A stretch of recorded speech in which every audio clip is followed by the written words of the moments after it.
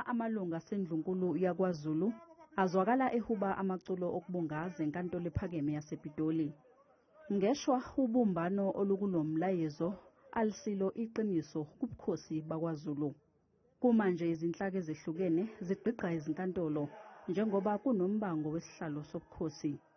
Leli cala layiswa enkantolo umfowabo wesilo umntwana uSimakade kanye nomntwana umbonisi Zulu.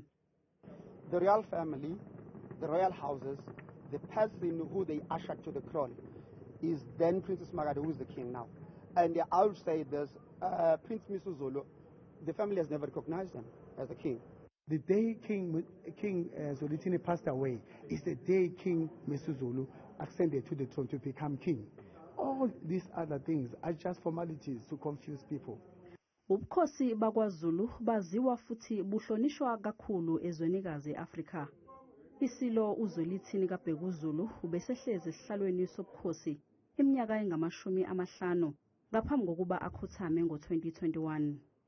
Omunye wondlunkulu bakhe indlovukazi uMantfombi Dlamini Zulu walotsholwa yisizwe samaZulu ebukhosini baseSwatini.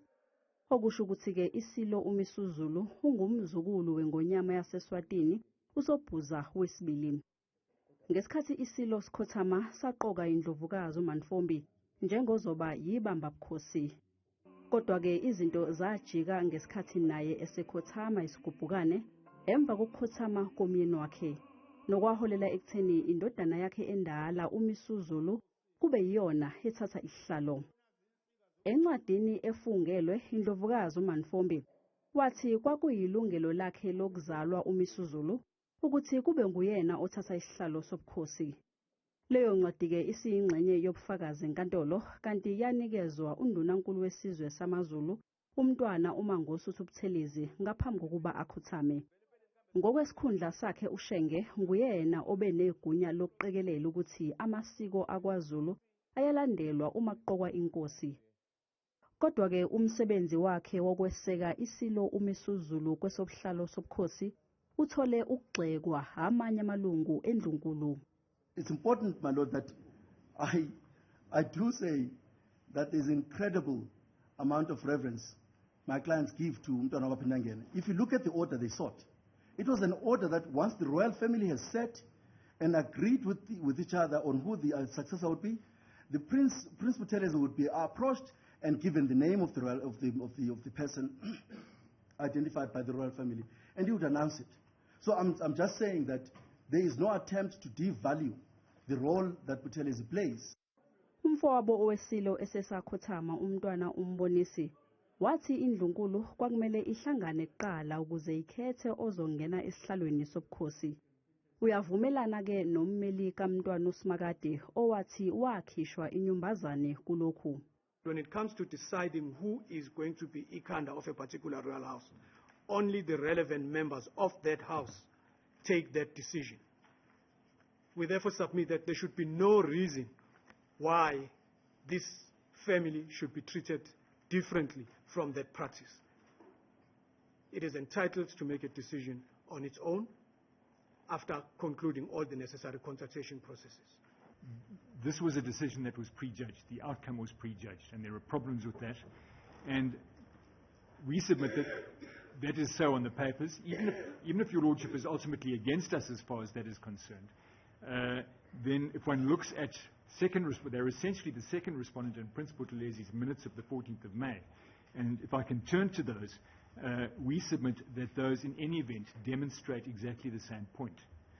Encwadini eyathunyelwa kumengameli, umndeni uthi umengameli wagagamela kakhulu ekutheni agunyaze isilo. Uthi kwakumele aqoke ithimba okuzoba yilona eliqoka isilo. Umengameli wanikeza iNgonyama uMisuzulu isitifiketi nokuthukuthelise abaningi endlunkulu. Ummeli kamengameli uthi umengameli wenza lokhu elandela isinqumo sejaji uMjabuliseni Madondo kanye nommeli kandunankulu kaZulu. The judgment and orders of Justice Madondo make it clear that after the 2nd of March,